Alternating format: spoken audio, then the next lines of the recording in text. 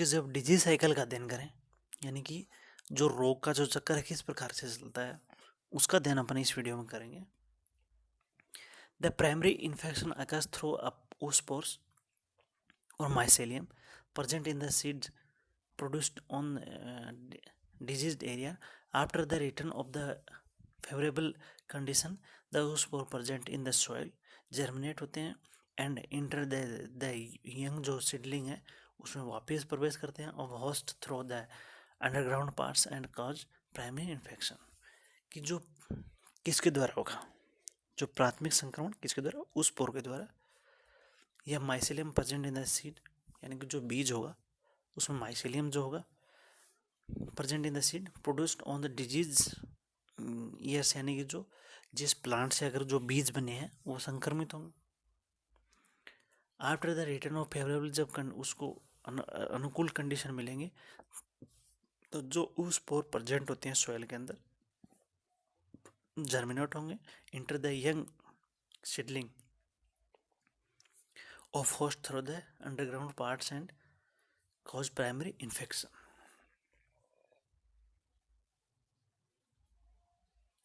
कि किस प्रकार से ये जो डिजीज है इसका जो चक्कर चलता रहता है कि जब भी अनुकूल परिस्थितियां नहीं होंगी तो ये साइलेंट रहेंगे, लेकिन जो इसको अगर अनुकूल परिस्थिति मिलेगी तो ये उसको संक्रमित करेंगे।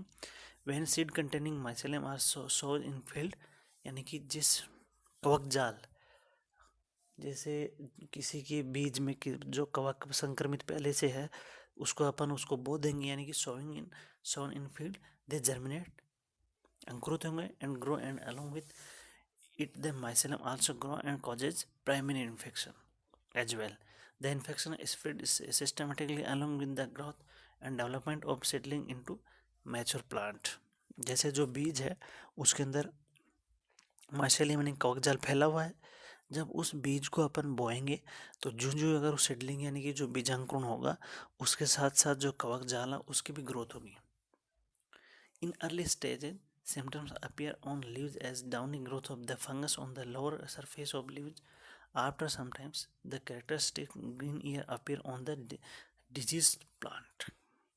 सबसे पहले खाओगे जो लीफ होगी उसकी जो नीचे की जो सरफेस है उस पाउडर नुमा संरचना, डाउनी मिल्ड्यू जो स्टेज है, growth of the fungus of the lower surface of leaves, तो उसमें जो पत्तियों की जो निचली सतह है उस पर फंगस का धीरे धीरे संक्रमण होने लग जाएगा और उसके बाद में उसमें ग्रीन ईयर संरचना वो अपीयर होने लगती है डिजीज प्लांट पर। द सेकेंडरी इन्फेक्शन, यानी जो प्राइमरी थे इस प्रकार से हो गए। The secondary infection takes place through sporangiospores and sporangia produced on the host as a result of primary infection, यानी कि जो कवक जाल जो अंदर बना हुआ है उसकी वजह से प्राइमरी इन्फेक्शन हो गया। उसके बाद में जो सेकेंडरी इन्फेक्शन होगा वो किसके द्वारा होगा, स्पोरेंजियोफोर्स एंड स्पोरेंजिया जो उसके द्वारा बनेंगे प्राइमरी इन्फेक्शन के द्वारा, उसकी वजह से these sporangia are disseminated by wind, water, insect land on the susceptible parts of the host and germinate the producing zoospore। ये जो स्पोरेंजिया होंगे किस प्रकार से कि किसके द्वारा हो सकता है, इनका जो होगा ये स्पोरेंजिया ये हवा के द्वारा, जल के द्वारा, किसी कीट के द्वारा उसके द्वारा संक्रमित होंगे और उसमें एक जब भी जो भी पार्ट है होस्ट का जहाँ से अंदर प्रवेश कर सकता है वायरस उसके द्वारा करेंगे एंड जर्मिनेट प्रोड्यूस जूस्पोर, और फिर उसके बाद में जूस्पोर का निर्माण करेंगे।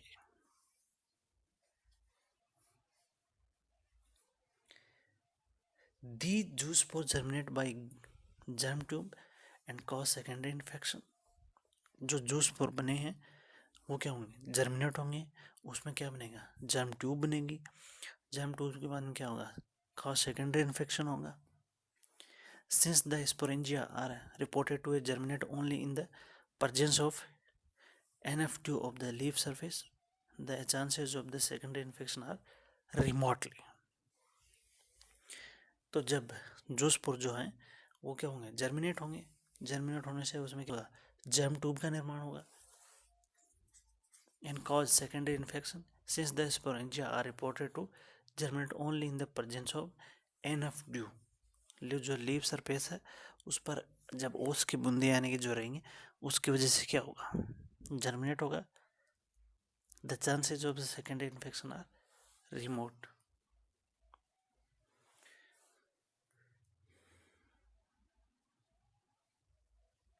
तो जो सेकेंडरी इन्फेक्शन क्या होगा, किस वजह से सेकेंडरी इन्फेक्शन क्यों होगा, क्योंकि जो बने हुए जो जूस स्पोर है वो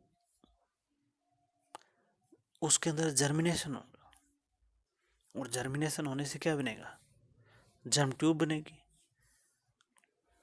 अंकुरण नलिका। और इसकी वजह से क्या होगा, जो सेकेंडरी इन्फेक्शन है वो इसी की वजह से होगा। उसके बाद क्या होगा, toward the end of the growing season of the crop the pathogen produce oospore through sexual reproduction। the oospore are thick walled and serve as a resting spores keeping the pathogen alive during the unfavorable conditions। और जब फसल, बाजरे की जब फसल है वो पकने लगती है, जब उसकी सीजन जाने लगती है यानी कि ख़त्म हो जाती है जब सीजन, तो उस टाइम क्या होगा, तो जो रोग जन यानी कि जो उसके अंदर जो पैथोजन है, जो फंगस है पैथोजन, वो प्रोड्यूस उस स्पोर पैदा करेगा। और लैंगिक जनन के द्वारा थ्रू सेक्सुअल रिप्रोडक्शन द उस spores are thick walled and serve as a resting spore. यानी ये कठोर एक तरह से वाल है उसके चारों ओर रहती है, जिससे क्या होगा, ये जो अनफेवरेबल कंडीशन है उसमें भी ये जो उस स्पोर है वो ख़त्म नहीं होंगे, यानी कि जो नेक्स्ट सीजन है जैसे वहाँ तक, तो इनकी एक डिजीज साइकिल चलता रहता है।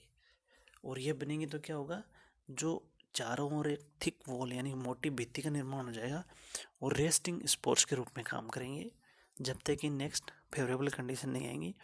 और ये during alive during the unfavourable conditions हैं,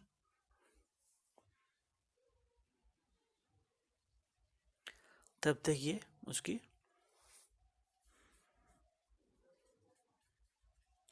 जो पैथोजन है उसको जीवित रखेंगे।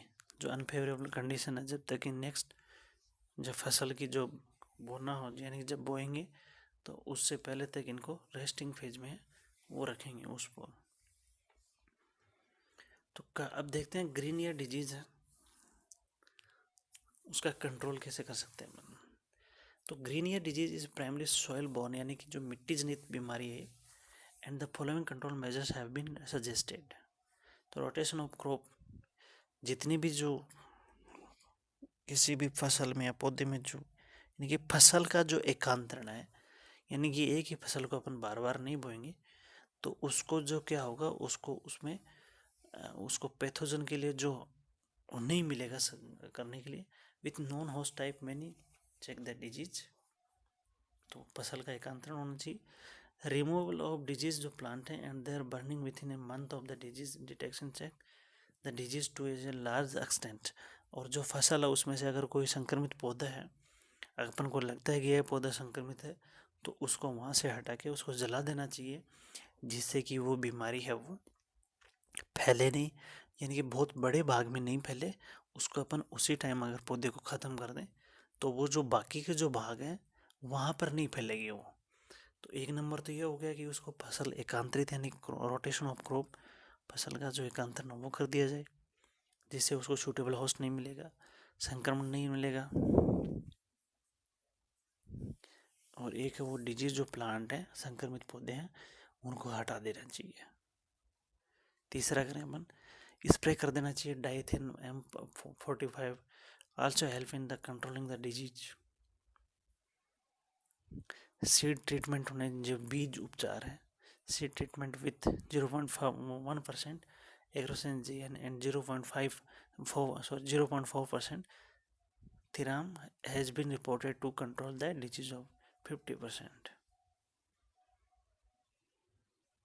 Use of disease resist variety है, यानी कि जो रोग जनित रोग प्रतिरोधी हुए किस्म है उनका ऊपर like HB 15 PHB 10 into PHB 14 has been recommended, यानी कि ये रोग प्रतिरोधी वेराइटीज हैं, तो इनका उपयोग वो करना चाहिए।